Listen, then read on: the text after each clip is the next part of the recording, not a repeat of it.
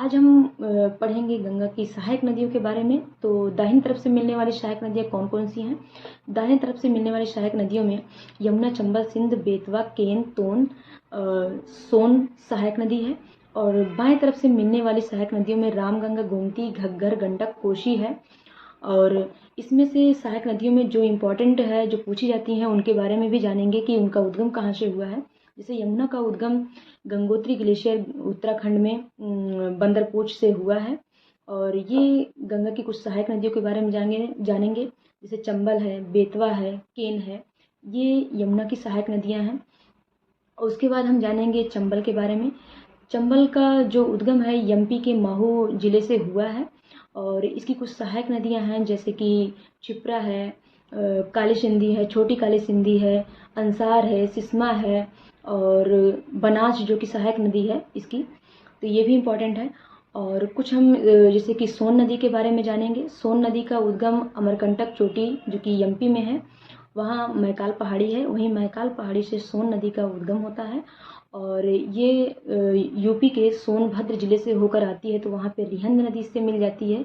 और सोनभद्र में रिहंद बांध भी बनाया गया है इसी नदी पे।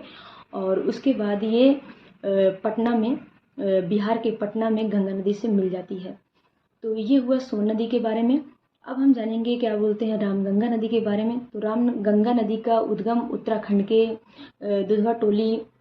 दूधा टोली नामक स्थान से होता है। और वहाँ पे जिम कॉर्बेट नेशनल पार्क से होते हुए या यूपी में मुरादाबाद से होते हुए कन्नौज के पास में ये गंगा नदी में मिल जाती है। और अब हम जानेंगे कोशी नदी के बारे में। तो कोशी नदी का जो उद्गम है वो नेपाल से हुआ है। और नेपाल में इसे अरुण नदी के नाम से जाना जाता है। और कोशी को बिहार का शोक भी कहा जाता है। तो कोशी नदी कुर्सेला होते हुए, कटिहार होते हुए, कटिहार के पास में ही गंगा नदी में मिल जाती है।